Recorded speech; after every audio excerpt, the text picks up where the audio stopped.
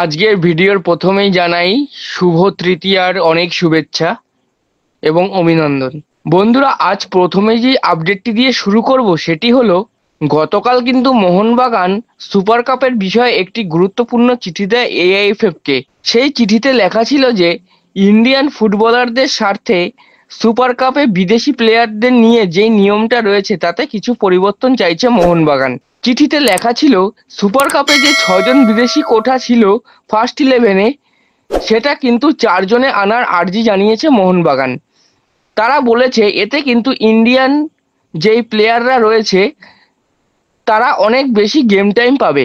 কারণ তোমরা সবাই জানো ইন্ডিয়ান সুপার লিগ কবে থেকে চালু হবে সেটা কিন্তু এখনো পর্যন্ত ঠিক করা হয়নি।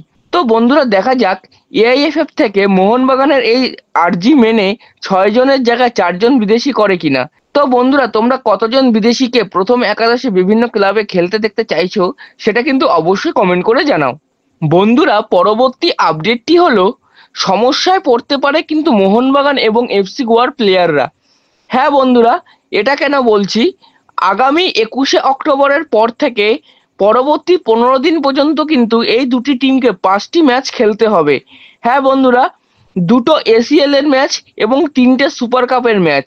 এতে কিন্তু বন্ধুরা এই দুই টিমের ফুটবলারদের চোট সমস্যা হতে পারে।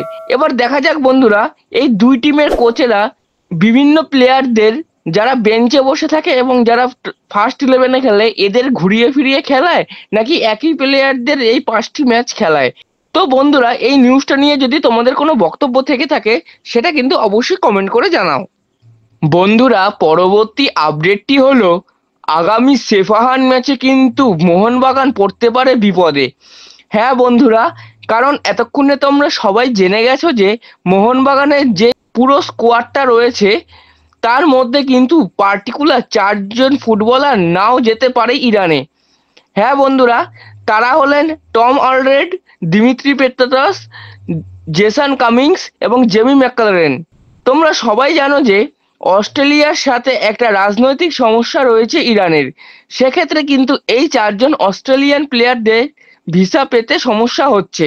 তো বন্ধুরা, এখনো কিন্তু অফিসিয়াল ভাবে কোনো কিছু জানানো হয়নি, তবে মোহনবাগান চেষ্টা করছে এই 4 জনকে কোনোভাবে যেন ইরানে উড়িয়ে নিয়ে যাওয়া যায়। তো বন্ধুরা, দেখা যাক মোহনবাগানের এই প্রচেষ্টা ভবিষ্যতে সফল হয় কিনা। তো বন্ধুরা, এই ছিল আজকের আপডেট। যদি ভিডিওটি ভালো লেগে থাকে তাহলে লাইক, কমেন্ট, শেয়ার করো এবং চ্যানেলটি অবশ্যই সাবস্ক্রাইব করো এবং আমার ফেসবুক আইডিটি ফলো করে রাখো সবার আগে আপডেটগুলি পাওয়ার জন্য। জয় হিন্দ, জয় ভারত।